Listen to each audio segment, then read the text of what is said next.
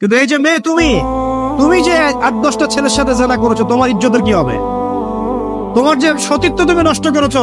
তুমি তো বিয়ের পর কোনো ঘরে গেলে সে হাজবেন্ডও বুঝতে পারবে তুমি আর সতী সাথী নও। তখন তোমার কি হবে? আর এটা যে এত ভয়াবহ মহামারী আকার ধারণ করেছে না, অনেক ক্ষেত্রে দেখা যায় স্বামী অফিসে যাওয়ার সাথে সাথেই বয়ফ্রেন্ড বাসায় হাজির। এই যে বাক্সে বাক্সে বন্দি জীবন বললাম, বাক্সে বাক্সে বন্দি ফ্ল্যাটের ভিতরে তো ঢুকলে আর বোঝা যায় না ভিতরে কি হচ্ছে। কত ফ্ল্যাটে যে জেনা হয় এখন এই শহরে আল্লাহ ভালো জানে।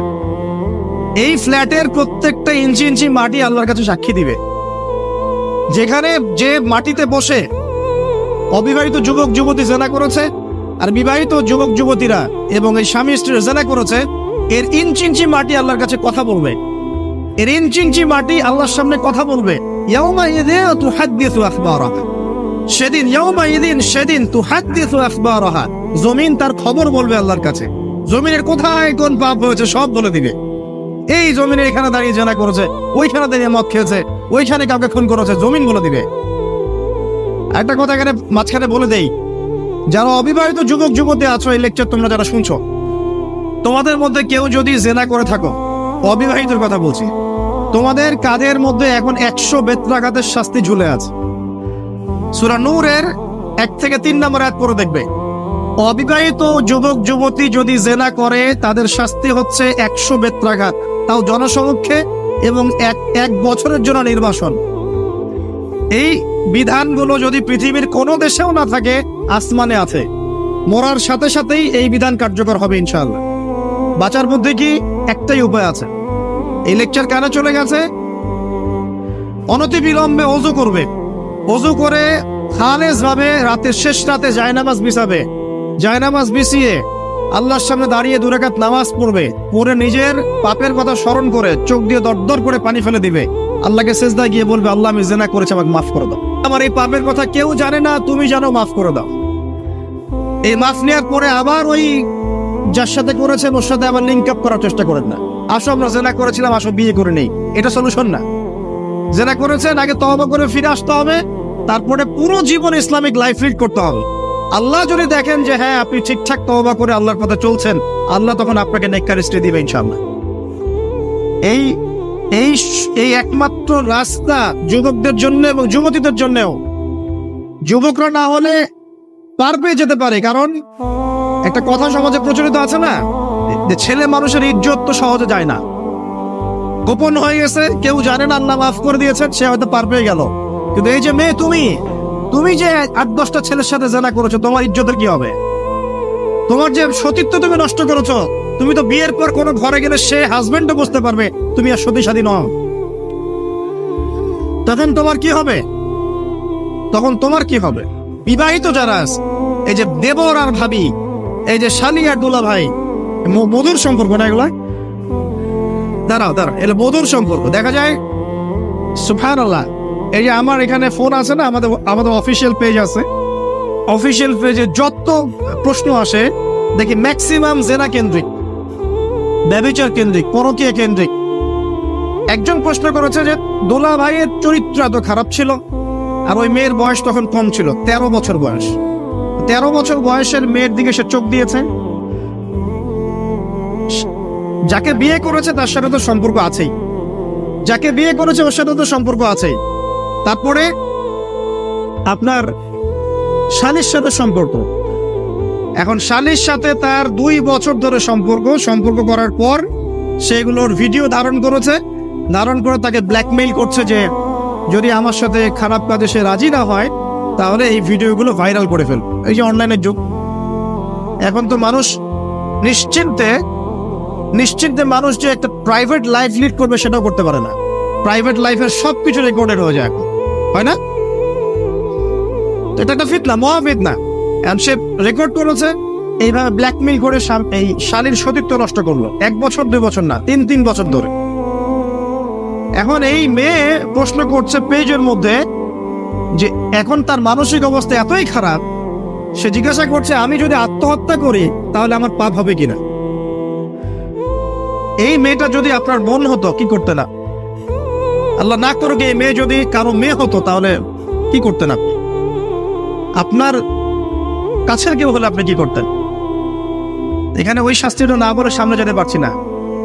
শোনেন, যারা বিবাহিত ব্যক্তি হওয়ার পরেও পরকীয়া করেছেন, বিবাহ করার পরেও পরকীয়ার পাপে লিপ্ত ছিলেন বা এখনো আছেন, জেনে হোক না জেনে হোক করেছেন, অথবা এটা জেনে করেছেন যেটা একটা খারাপ কাজ তারপরেও করেছেন, রাসূলুল্লাহ সাল্লাল্লাহু আলাইহি ওয়াসাল্লামের হাদিস এবং আল্লাহ পাকের কালাম অনুযায়ী তাদের শাস্তি হচ্ছে কোমর পর্যন্ত মাটিতে পুঁতে ফেলে পাথর নিক্ষেপ করে রজম করে হত্যা করা।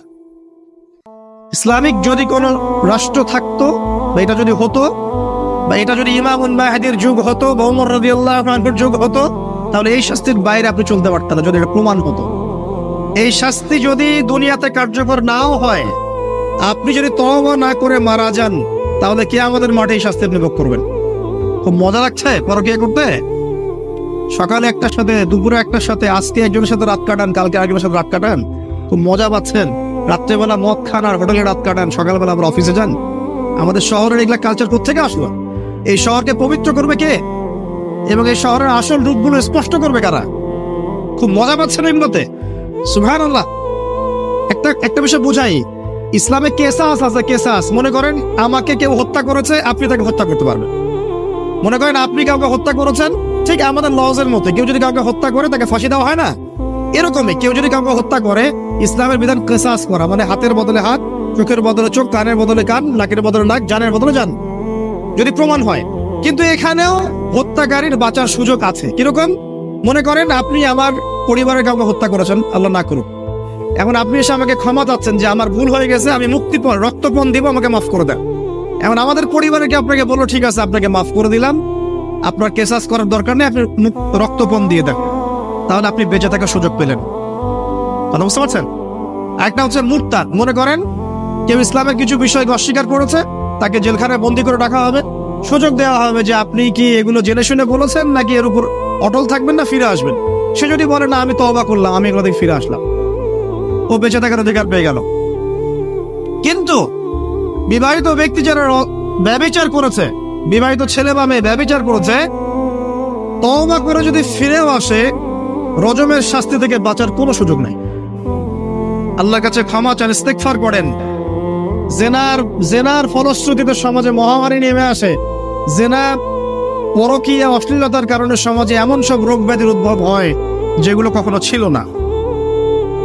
এই শহরটা জেনার শহর। আমাদের এই ঢাকা শহর জেনার শহর। আপনাকে এটা বোঝার জন্য আমার লেকচার না শুনে আপনি পেপার পত্রিকা ঘাটেন, অনলাইন সার্চ করেন, দেখবেন এই শহরে আনাচে কানাচে জেনা হয় এবং ওপেন জেনা হয়, মানুষ জেনাকে হালাল মনে করে। এই শহরের যুবক যুবতী যারা একে অপরের সাথে বয়ফ্রেন্ড গার্লফ্রেন্ড কালচারে লিপ্ত আছে, এটাকে তারা হালাল মনে করে, কেউ হারামও মনে করে না। কত বড় সাহস দেখায়। আর রাস্তা দিয়ে আমরা হেঁটে গেলেও বয়ফ্রেন্ড গার্লফ্রেন্ড এসে আমাদেরকে সালাম দেয়, হুজুর আমাদের জন্য একটু দোয়া করেন। তো প্রত্যেকটা পার্কে পার্কে যাবেন, এই যে আপনাদের রেস্টুরেন্ট গুলোতে যাবেন, দর্শনীয় যে স্পট গুলো সেখানে যাবেন, দেধার সে জেনা হচ্ছে, জেনা আর জেনা। আমি এই যুগের কথাই বলছি। নবী সাল্লাল্লাহু আলাইহি ওয়াসাল্লাম বলছেন, আমাদের নবী বলছেন, আমার উম্মতের একটা অংশ, সবাই না, আমার উম্মতের একটা অংশ অবশ্যই জেনাকে হালাল করে নেবে, অবশ্যই মদকে হালাল করে নেবে, মদ পান করবে কিন্তু মদের নাম অন্য দিবে, এবং তারা গান বাজনা বাদ্যযন্ত্র নর্তকীদেরকে হালাল মনে করে নিবে। নবী সাল্লাল্লাহু আলাইহি ওয়াসাল্লাম বলেছেন, যখন সমাজে এরকম পাপ বাড়ে তখন সমাজে এমন সব রোগ ব্যাধি আসে যা আগে কখনো ছিল না।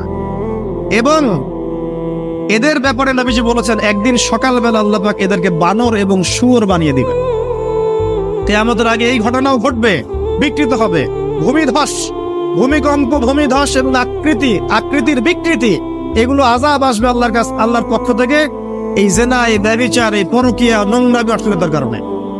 ঘরে ঘরে এগুলা বয়ফ্রেন্ড গার্লফ্রেন্ড কালচার। কেউ মনে করে না যে এগুলা হারাম, কেউ মনে করে না যে আমার এই যে সহপাঠী আমার গায়রে মাহরাম, এই গায়রে মাহরাম শব্দটাই নাই। কাজিন, চাচাতো বোন, মামাতো বোন, খালাতো বোন, এই যে কাজিন, এরা জেনা করছে। কি দেখা বাকি রেখেছে এই যুগে আমরা?